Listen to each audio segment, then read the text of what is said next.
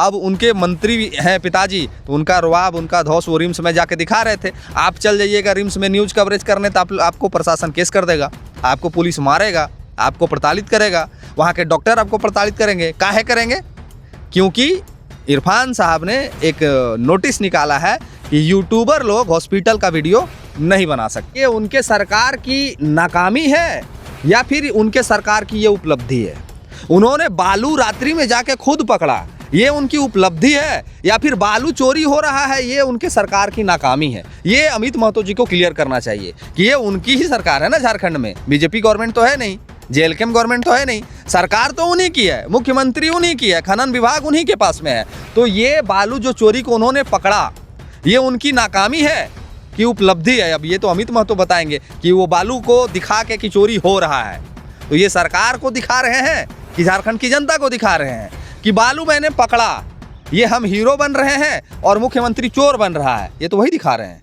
तो ये कौन इलाज कराने गए थे? इतना स्वैग, इतना भौकाली कि एकदम दूगो एकदम करिया करिया ड्रेस पहन ले बॉडीगार्ड और जाके डॉक्टर को ई लाओ दिखाओ, ऐसे करो, आए हैं मंत्री के बेटा हैं आप। हम कह रहे हैं कि अगर वो इलाज कराने गए थे ना, तो जितना देर का वीडियो वो रिकॉर्डिंग करके सोशल मीडिया पे हैंडल पे डाले हैं, तो एक आम नागरिक को भी स्वतंत्रता है कि उतनी देर का वीडियो वो शूट कर ले अपना रिम्स में। है आज़ादी है क्या? आप कर लीजिएगा। वो अगर गए हैं, अगर वो आम नागरिक को इलाज कराने गए हैं, तो क्या उनको आदेश ये प्राप्त है कि वीडियो रिकॉर्डिंग कर सके, सोशल मीडिया हैंडल पे डाल सके? क्या उनको प्राप्त है? ये झारखंड की जनता से पूछना चाहते हैं। गलत प्रश्न पूछ रहे हैं। हम बालू के खिलाफ कभी नहीं रहे हैं। आपके ही चैनल पे मेरा एक वीडियो चला है, बालू की व्यवस्था करने को लेके वीडियो साहब को हमने फटकार लगाई थी, याद है? हम बालू के खिलाफ नहीं है, ये अवैध कालाबाजारी करने वालों के खिलाफ है। हम कहते हैं कि अबुआ आवास, प्रधानमंत्री आवास के लाभुक को बालू व्यवस्था कराए निजी प्रशासन, जो निम्न स्तरीय प्रशासन है। हमने कल डीसी महोदय का भी प्रोग्राम था, तो हमने लोगों को कहा था कि आप ये मांग को रखिएगा उनके सामने कि जो आवास अभी पेंडिंग है, उस आवास की बालू की व्यवस्था सरकार कराए। क्या कि डेली 500 गाड़ी भद्रकाली मंदिर से नदी से निकल रहा है। जोहार, नमस्कार। एक बार फिर से आज टाइगर जयराम महतो की पार्टी जेल कैंप पार्टी से जुड़ी बड़ी बात लेकर आया हूं। और बता दें कि जेल कैंप के केंद्रीय महामंत्री को कॉल पर धमकी मिली है। इसी मुद्दे पर आज हम चर्चा करने के लिए आए हुए हैं और सीधे उससे जुड़ेंगे जेल कैंप के केंद्रीय महामंत्री सूरज दत्त से और जानने का प्रयास करते हैं कि आखिर क्यों इनको धमकी मिली है। जोहार। जोहार जोहार। दादा, आपने एक खबर दिखाई थी, अपने सोशल साइट पर एक वीडियो डाला था जामताड़ा के पुल को लेकर, और आपके पास कॉल आता है और आपको धमकाने का प्रयास किया जाता है। क्या कुछ मामला था? नहीं, धमकी वो हम नहीं कहेंगे, वो एक वैचारिक नसीहत जिसको कहते हैं, वो नसीहत हमको दे रहे थे। मामला ये है कि जामताड़ा में एक पुल है और उस पुल का निर्माण पिछले कई वर्षों से नहीं हुआ है। तो हमने उस वीडियो को, वहाँ के ग्रामीण ने पूरे वीडियो को रिकॉर्ड करके मेरे तक पहुँचाया और बोला दादा ऐसा है कि ये पुल नहीं बन रहा है, इसका टेंडर 6 महीना पहले हो गया है लेकिन फिर भी नहीं बन रहा है, तो इस पे आप एक खबर दीजिए हमको। हमने बोला ठीक है, हम ज़रूर चलाएंगे। तो हमने खबर चलाया और उसके ही अगले दिन एक व्यक्ति का फ़ोन आ जाता है जो अपने आप को प्रभु मंडल कहते हैं कि हम उसी गांव के निवासी हैं। लेकिन जब मेरा दूसरा वीडियो आता है तो सारे सच्चाई उनका उजागर हो जाता है। और आपके चैनल के माध्यम से भी हम बताना चाहेंगे कि उनका सच्चाई का पोल हम अपने चैनल के एक वीडियो में खोलेंगे जो कल रिलीज होगा। उसको आप देखिएगा, उसका एक एक चीज़ को कैसे 5 साल पहले क्या किया था, 5 साल से वो पुल की क्या स्थिति है, सारा कुछ हम दिखाएंगे। तो वो वीडियो चला और वो बौखला गए और बौखलाने के बाद हमको कॉल करके नसीहत दी है कि आप ये गलत न्यूज़ चला रहे हैं। लेकिन वहाँ से जब फीडबैक मिला तो ये साफ पता चल गया कि वो गलत न्यूज़ नहीं है, वो बिल्कुल सही न्यूज़ है। और वो पुल आज से नहीं, लगभग कई वर्षों से इतनी ख़राब अवस्था में है कि कभी भी कोई भी ग्रामीण कोई भी गाड़ी पार करता है तो प्राण को हाथ में रख के पार करता है कि किसी भी समय वो पुल धंस जाएगा और हम उसमें समाहित हो जाएंगे। ऑडियो में साफ कहा जा रहा था कि उसका टेंडर हो चुका है, एग्रीमेंट हो चुका था, ऐसा कुछ ऑडियो में एकदम सही। ऑडियो में वो कह रहे हैं कि 6 महीना पहले ही उस पुल का टेंडर हो गया है, एग्रीमेंट भी हो गया है। तो हमारा कहना है कि टेंडर हो जाना, एग्रीमेंट हो जाना, ये एक अलग पहलू है, काम हो जाना एक अलग पहलू है। अब वो खुद स्वीकार रहे हैं कि बरसात से 6 महीना पहले टेंडर हो गया है, एग्रीमेंट हो गया है। तो 6 महीना बरसात आने का इंतजार क्यों किया गया? वो कोनो कलकत्ता में कौन पुल है, हावड़ा ब्रिज नहीं बनाना है कि हमको बनाने में 2-4 साल समय लगेगा। बनाना तो एक छोटा सा पुलिया है, उस पुलिया को बनाने में 6 महीना समय पर्याप्त होता है और वो कोई आज जर्जर नहीं हुआ है, वो पिछले कई वर्षों से जर्जर है। वहाँ के ग्रामीणों ने ये बात को बताया है।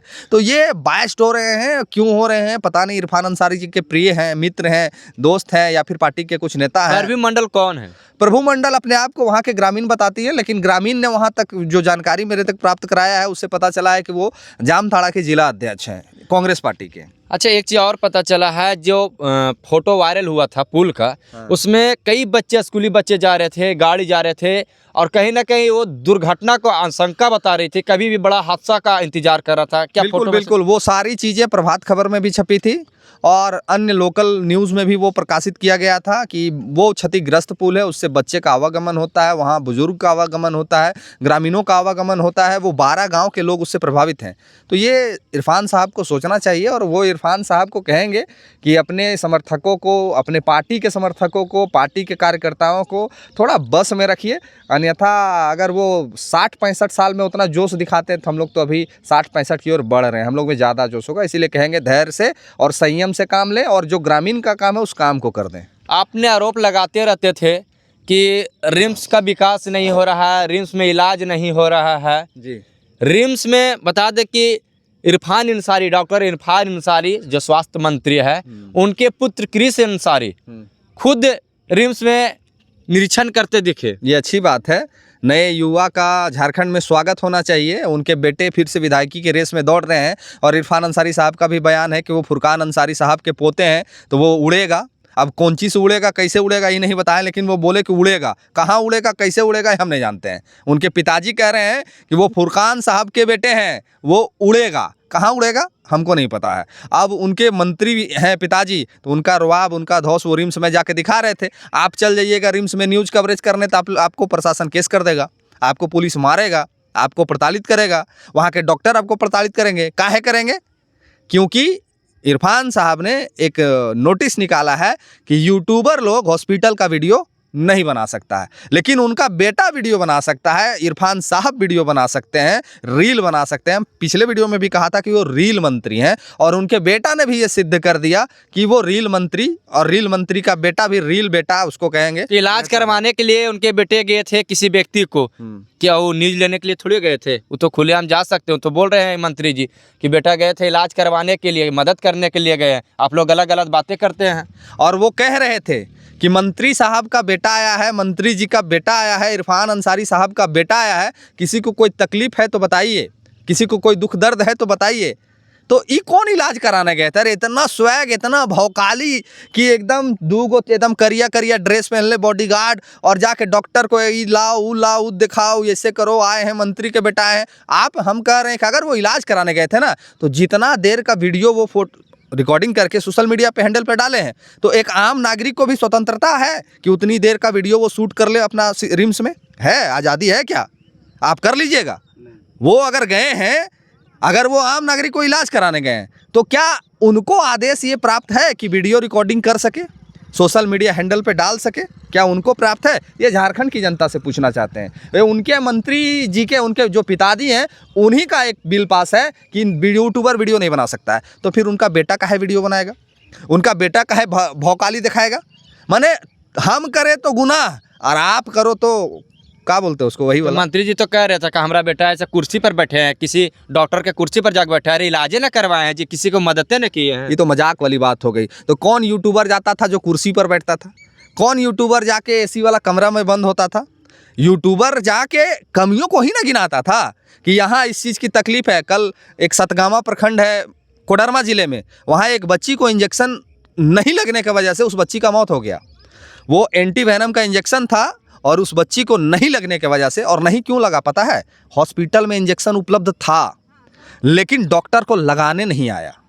ये स्थिति है इस झारखंड सरकार की स्वास्थ्य व्यवस्था की। मैंने डॉक्टर लोग नस नहीं खोज पाया, वेन नहीं खोज पाया और उस बच्ची को इंजेक्शन नहीं लग पाया। देर हो जाने के चलते उस बच्ची की मौत हो गई। तो ये तो झारखंड सरकार की अवस्था है और व्यवस्था है, इस पर क्या कुछ कहिएगा? मतलब रिम्स का विकास हो रहा है? रिम्स का धड़ल्ले से विकास हो रहा है और विकास को जब तक यूट्यूबर लोग नहीं दिखाएंगे तब तक तो झारखंड की जनता देख नहीं पाएगी। तो विकास हो रहा है तो यूट्यूबर को ये आदेश देना चाहिए था कि हम झारखंड के तमाम यूट्यूबरों को ये आदेश पारित करते हैं कि जितना झारखंड का यूट्यूबर है सब लोग आए और रिम्स की व्यवस्था को दिखाए, तब न जानेंगे। अच्छा, आप लोग बार बार कहते हैं कि हमारे टाइगर जो जयराम दा है जी, वो अच्छे काम करते हैं हमेशा। आपको कोई शक है? बस हमारे शक नहीं है, लेकिन जनता को जो है दिखाना पड़ेगा। जी बोलिए। बता दें कि आप हमेशा बालू के खिलाफ रहते हैं, क्योंकि अभी सरकार का एनजीटी कानून लगा हुआ है। आप गलत प्रश्न पूछ रहे हैं। हम बालू के खिलाफ कभी नहीं रहे हैं। आपके ही चैनल पे मेरा एक वीडियो चला है, बालू की व्यवस्था करने को लेके वीडियो साहब को हमने फटकार लगाई थी, याद है? हम बालू के खिलाफ नहीं है, ये अवैध कालाबाजारी करने वालों के खिलाफ है। हम कहते हैं कि अबुआ आवास, प्रधानमंत्री आवास के लाभुक को बालू व्यवस्था कराए निजी प्रशासन, जो निम्न स्तरीय प्रशासन है। हमने कल डीसी महोदय का भी प्रोग्राम था, तो हमने लोगों को कहा था कि आप ये मांग को रखिएगा उनके सामने कि जो आवास अभी पेंडिंग है उस आवास की बालू की व्यवस्था सरकार कराए। का कि डेली 500 गाड़ी भद्रकाली मंदिर से नदी से निकल रहा है। तो हम लोग बालू के खिलाफ कभी नहीं रहे हैं। हम लोग ये कालाबाजारी करने वाले, अवैध जो बालू उत्खनन कर रहे हैं और लोगों को महंगा रेट में बेच रहे हैं, उसके खिलाफ हैं। महंगा बालू बिक रहा है, आप लोग कार्रवाई भी चाहते हैं कि ऐसा नहीं होना चाहिए कालाबाजारी। बिल्कुल। एक ऐसा भी विधायक है अमित महतो, जो सिल्ली के विधायक है, और रातों रात बैठ कर घाटों में कई ट्रैक्टरों को, जेसीबी को, डंपर को पकड़वाया है प्रशासन के साथ में, और रात में वहां ड्यूटी दिया था।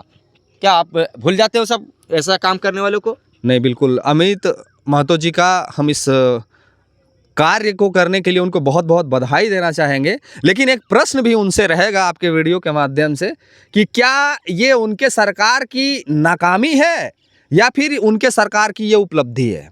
उन्होंने बालू रात्रि में जाके खुद पकड़ा, ये उनकी उपलब्धि है या फिर बालू चोरी हो रहा है ये उनके सरकार की नाकामी है? ये अमित महतो जी को क्लियर करना चाहिए कि ये उनकी ही सरकार है ना झारखंड में। बीजेपी गवर्नमेंट तो है नहीं, जेएलके गवर्नमेंट तो है नहीं, सरकार तो उन्हीं की है, मुख्यमंत्री उन्हीं की है, खनन विभाग उन्हीं के पास में है। तो ये बालू जो चोरी को उन्होंने पकड़ा, ये उनकी नाकामी है कि उपलब्धि है? अब ये तो अमित महतो बताएंगे कि वो बालू को दिखा के कि चोरी हो रहा है। तो ये सरकार को दिखा रहे हैं कि झारखंड की जनता को दिखा रहे हैं कि बालू मैंने पकड़ा, ये हम हीरो बन रहे हैं और मुख्यमंत्री चोर बन रहा है? ये तो वही दिखा रहे हैं। इससे क्या साफ किया जाए? ये अमित महतो जी क्लियर करें ना कि ये सरकार की उपलब्धि है कि नाकामी है। अगर ये उपलब्धि है कि उन्होंने बालू चोरी को पकड़ा, ये अगर उपलब्धि है तो हम उनके आदर सम्मान के साथ उनको स्वागत करते हैं कि आपने एक चोरी वाले जो सरकार है, जो चोरी का सिस्टम को लागू किए हुए, उस सरकार को आपने आईना दिखाया। और अगर वो ये चीज़ को नाकामी मानते हैं तो फिर वो खुद सरकार में है, खुद फैसला करें।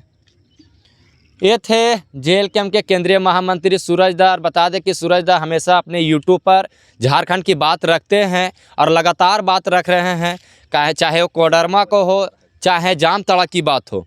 और जिस तरह से क्रिस अंसारी ने रिम्स में रील बनाते उनकी वीडियो सोशल मीडिया पर तेज़ी से वायरल हो रहा है, कहीं ना कहीं इस पर सवाल भी उठता है। जोहार झारखंड।